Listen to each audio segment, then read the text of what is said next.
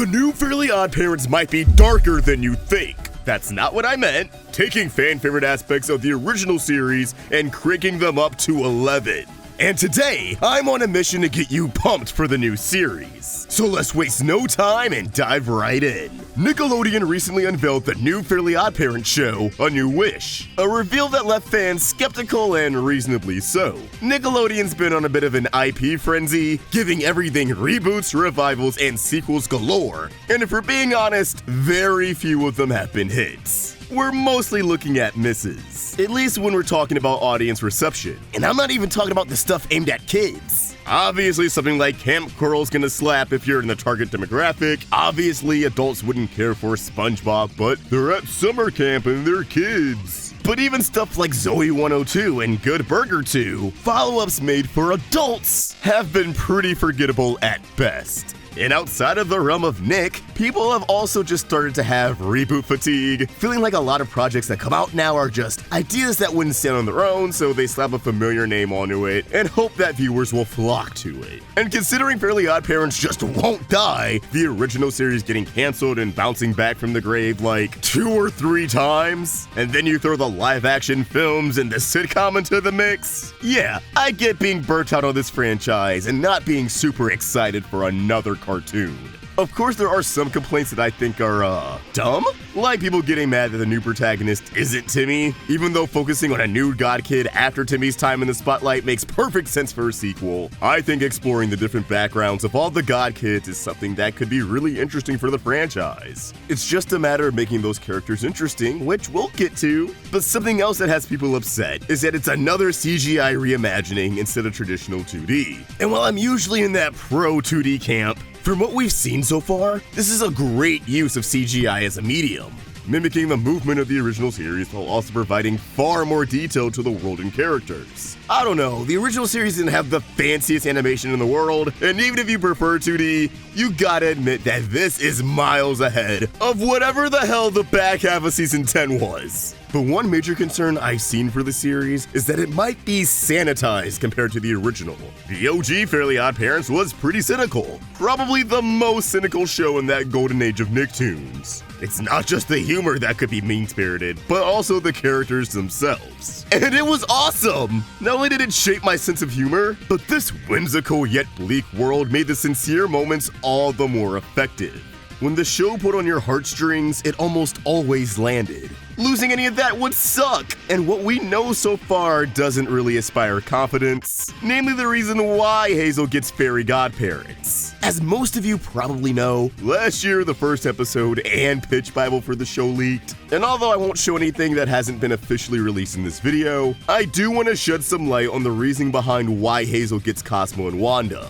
Because it feels kinda, weak, at least compared to Timmy, who was put through the ringer before and after getting Cosmo and Wanda. Our new protagonist, Hazel, has just moved to a new town, Dimadelphia. Love that world building. And she's really struggling now that her older brother Anthony has gone off to college. And she is not doing well without him.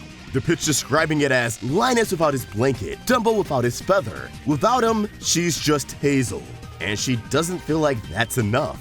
She's becoming very introverted, so Cosmo and Wanda help push her out of her shell. It's not exactly the most compelling angle, but I do also believe that the show's trying to be a bit more nuanced. Because yeah, we could just leave it at Hazel moved to a new city, her brother's at college, she hates it, boom, fairy godparents! But I do think this show is trying to be nuanced. And instead of having the lead character be someone who clearly needs godparents, because the world at large is just an ass to them, Hazel's ordeal seems to be a matter of self-perception.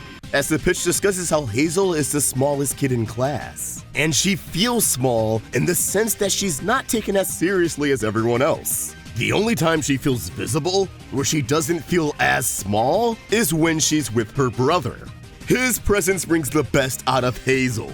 But without him, she's shutting down and is kind of regressing, which is where Cosmo and Wanda come into play. Cosmo and Hazel connect because of their oddball nature, while Wanda is able to identify Hazel's emotional needs. And in return, Hazel provides a connection that Cosmo and Wanda have been longing for ever since Timmy let go and grew up. It's a dynamic I'm really interested in, but again, it does raise some valid concern that this series will feel a bit more squeaky clean compared to the original. And that's where I think some additional insight on one of the creators behind this project really comes in handy. The talented Lindsay Katai is one of the creators of the Fairly Oddparents and Wish. Animation fans may recognize her as one of the writers on Infinity Train, one of the goats of Cartoon Network that was taken way too soon.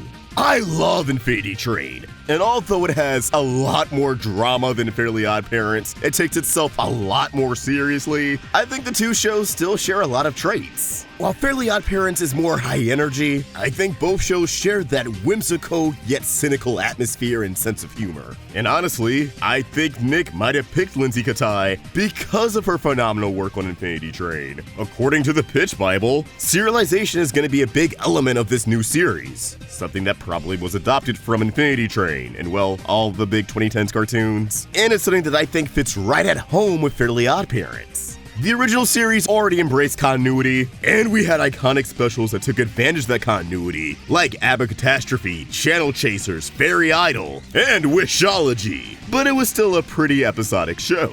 With that being said, not everything in Pitch Bibles is 100% final. They're always subject to change. It's a pitch. And I have a feeling that Hazel's need for fairy godparents goes deeper than just missing her brother. Something that Infinity Train excelled at, every book or season featured a different cast of characters. And just like when it comes to getting fairy godparents, every passenger on the Infinity Train had a different reason for being there.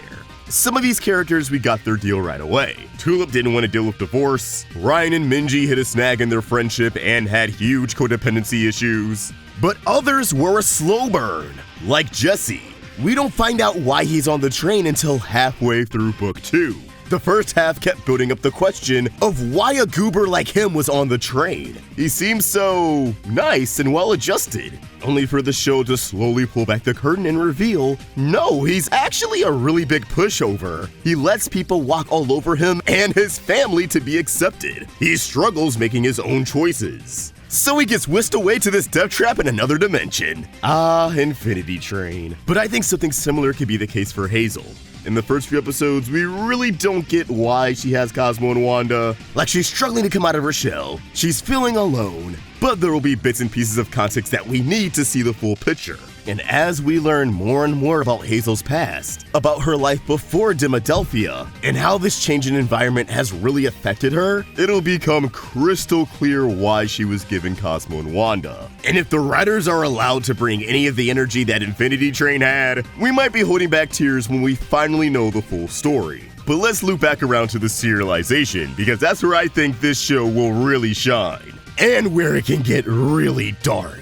Again, I'm not exactly convinced that the story arc we're getting in this Pitch Bible will be an accurate depiction of what we get in the show, especially since for the last 12, 13 years, it's been common for showrunners to present one version of the show to executives, and then Trojan horse their real vision into the show. Gravity Falls, Star, Steven, The Owl House, Amphibia, so on and so forth. But even with that in mind, I do think it's telling that the Pitch Bible mentions the Pixies, propping them up as the main antagonists for the first season. Something I do think will be the case. However, the angle they're going for probably isn't spelled out in the Pitch Bible for obvious reasons, but given the experience a lot of people in animation have been having for years, I think the Pixies are definitely going to be a clear allegory for one thing and one thing only: corporate mergers. This has been the biggest plague on animation. It's what effectively killed Cartoon Network. It replaced Disney TVA with Disney-branded television. And in conjunction with general capitalist greed, it's why 60% of the animation industry is out of work right now. Mergers put people out of a job, and then the people calling the shots don't want to spend any money, so they spend very little greenlighting shows. And when there's little shows to work on, there's little jobs to be had. People have to switch to entirely different career paths. It gets dark. And the Pixies are the perfect antagonist to tell a similar story with and make the turmoil that the animation industry is going through known on a wide scale. And if you're thinking, oh, but kids are gonna get that, shut up! Not only are kids not stupid, and now they have the internet and YouTube channels like this to keep them informed. But as long as it's a good story with or without the meta commentary, it really doesn't matter. but I'm calling it now. Season 1's arc will be the culmination of the Pixies acquiring Fairy World, effectively having a corporate merger, and we're gonna see the terrible ramifications that has on the fairies and their god kids. That's where I think it's gonna get dark. Funny, but dark.